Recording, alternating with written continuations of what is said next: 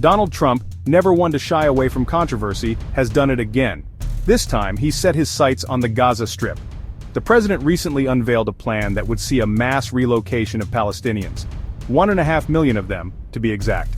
Trump's idea: move them out of Gaza and into Jordan and Egypt. He calls it cleaning out Gaza. Now you might be thinking, has he run this by Jordan and Egypt? Well, that's adorable. You see, Trump's style isn't exactly permission-based.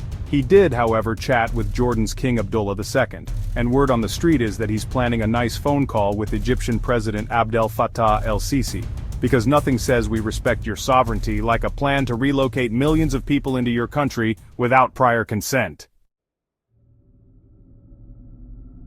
Unsurprisingly, the international community has greeted Trump's proposal with the same enthusiasm as a root canal. Jordan and Egypt? Yeah, they're not on board. Jordan's foreign minister, Ayman Safadi, basically said, "Thanks, but no thanks."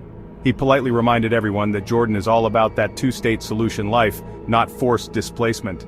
Egypt sang a similar tune with their foreign ministry calling the whole thing a recipe for regional instability. And it's not just the countries directly affected. This plan has human rights groups seeing red. They're calling it dangerous, illegal, and about as workable as a chocolate teapot. Omer Schatz, an international law expert, didn't mince words, labeling it ethnic cleansing. The Council on American Islamic Relations, CAIR, jumped in too, calling it delusional and dangerous, because forcing people from their homes is generally frowned upon, in international law.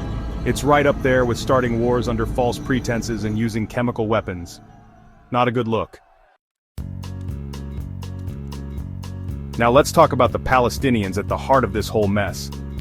Imagine being told you have to pack up your life and move to a new country. Oh, and by the way, it's the same country your family might have been expelled from decades ago. Talk about adding insult to injury. Palestinians in Gaza are understandably outraged. They see this plan for what it is, an attempt to erase them from their homeland. They're pointing to the trauma of 1948 Nakba, when hundreds of thousands of Palestinians were displaced from their homes.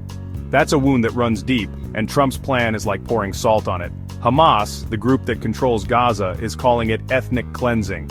Independent Palestinian politicians like Dr. Mustafa Barghouti are saying the same thing. Their message is clear: we're not going anywhere.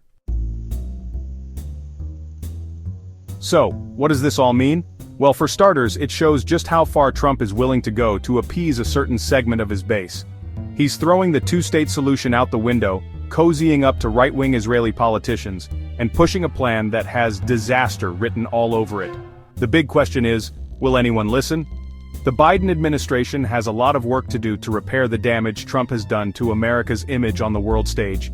But undoing this level of recklessness, that's a whole other level of diplomatic heavy lifting, one thing's for sure. The road ahead for Israel-Palestine relations just got a whole lot bumpier.